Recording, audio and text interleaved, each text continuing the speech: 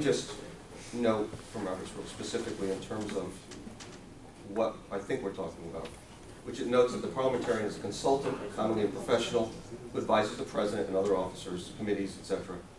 on parliamentary procedure. The parliamentarian's role during a meeting is purely an advisory and consultative one, since parliamentary law gives the chair alone the power to rule on questions of order.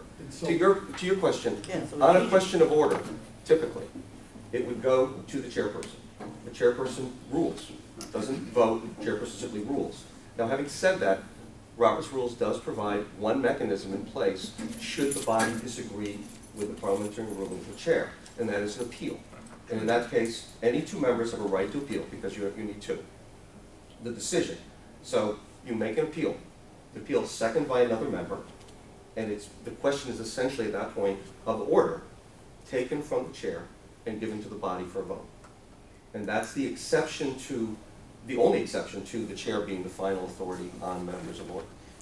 Following up, Attorney Brochu, you sat right in here at the beginning of this meeting where this very exact same thing, exact example happened with the mayor sitting right here. I wasn't here for that. I was outside. I'm sorry. It would have been a perfect example. It could have been a case study where he ended debate without us even being able to vote on it. Is that what happened? Correct. When we appeal the decision of the chair. And he just said, you know what, I'm the mayor, I'm going to do whatever the hell I want which to is anyway. illegal. Well, I wasn't here, so I can't. It's illegal. But that's, and it goes to the member. That's what I fear is going to happen. I fear that. I don't fear that with Joe. Sorry, Joe. I don't really fear that with you. I think you're a fair man. But let's say that he gets a wild hair and he just said, I'm not going to, this debate's over.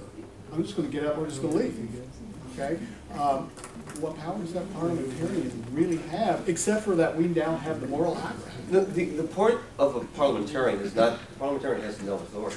The point of, and I'm not suggesting it. The part of a parliament, and by the way, I'm just answering the question. Yeah, I know. The parliamentarian is the point of providing expertise to, or, guidance, if you will, to the chairperson. The chairperson makes the rulings, except for, as I noted, when there's an appeal in a second.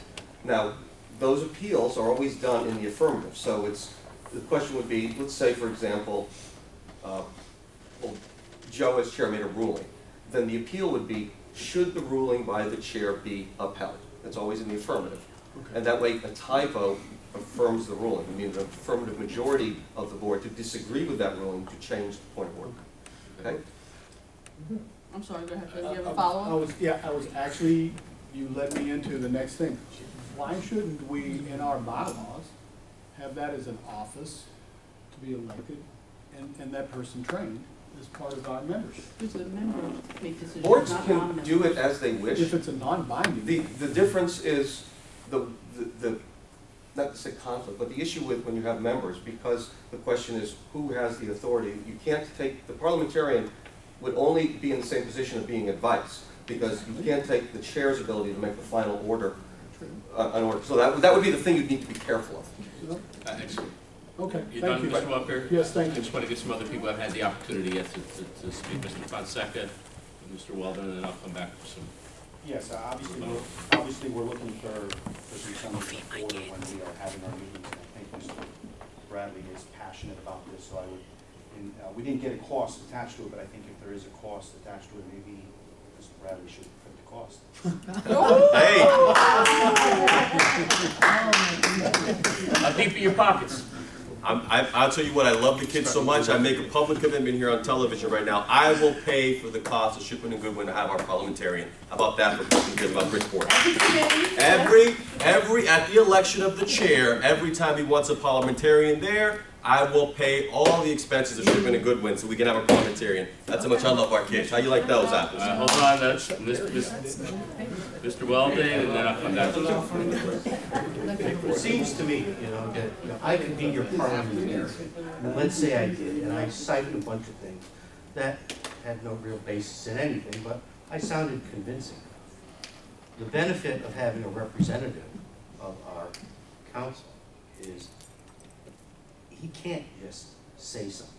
He has a legal obligation to cite what is correct and what is ethically sound. And so there's a degree of trust that can be placed into an attorney that is our counsel versus one of us as a consultant that doesn't have that same Yeah, you were obligation. elected. You were elected. You took an oath. Ms. Baraka and then Mr. Pereira and You said that like then. five From a times. legal standpoint, I could say I was So you mistaken. can't talk to the audience. Yeah, I know, I'm sorry.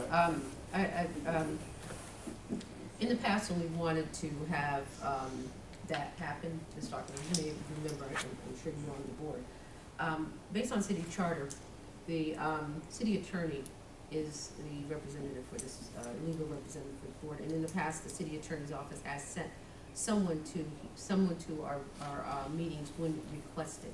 So it's not something that, that can't happen if requested. Thank you, Mr. Bradley, for your generous offer. I would have an issue with it, and I'm gonna tell you why I have an issue with it. Not so much that you wanna, pay for it, I think paying for, you wanna do that, that's wonderful. It's the billing piece. We've been down this road before, you were not on the board, I was here. And somebody did something very similar, and the board, not this specific thing, but something very similar, offering to pay for something, and it ended up costing the district because that person never followed through with it. If something were to happen, I mean, if we were gonna move forward with something like that, there would have to be a way to establish a billing process so that the bills never come to the Bridgeport Board of Education at all under any circumstance. I'm very concerned about it because I've been down this road before. I've seen this happen. People will say things,